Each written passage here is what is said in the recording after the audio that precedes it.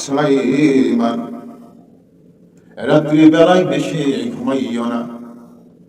রাত্রে বেলা বেশি সময় ঘুমাইলে তোমাকে হাসরের ময়দানে গরিব করে বানাবে। অর্থাৎ তুমি যদি রাত্রিবেলায় বেশি ঘুমিয়ে পড়ো, বেশিরভাগ সময় যদি রাত্রি বেলায় ঘুমিয়ে যাও, এ বৎস শুনিয়ে রেখো, তুমি হাসরের ময়দানে গরিব হয়ে যাবা। কেননা রাত্রির বেলা আল্লাহ তাআলার রহমতের বাগ বেশি চালু থাকে। আল্লাহ তাআলা এক বুজুর্গ ব্যক্তি বলিয়াছেন,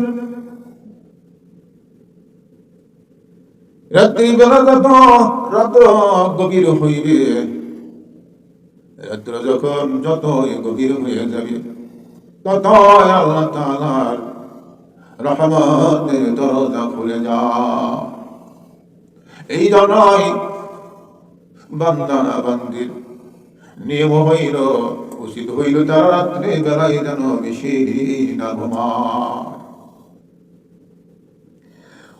ঘুমের চাইতে নিদ্রার ভাগ বেশি করতে হইবে। আর নিদ্রার ভাগ বেশি হইলে শুধু হবে না, ভাইয়ের আমার কথাগুলো বুঝতে হইবে। আসি তামসা দিয়ে বুঝলে হবে না।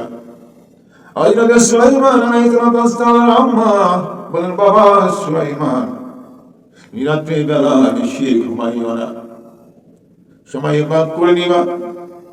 দিন ভাগে তুইবা আল্লাহ তাআলার বন্দেগীতে কাটাইবা, আর একবার ঘুমের ঘরে কাটাইবা।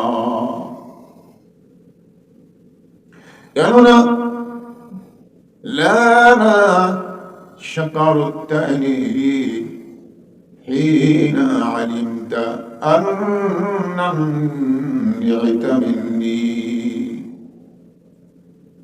তুমি আমার শুকর করে না, যখন তুমি ইহা বুঝতে পারেছ, তার মানে হযরত দাউদ আলাইহিস সালাতু ওয়াস সালাম আল্লাহকে বলেন, রব্বুল আলামিন, ও আল্লাহ তাআলা,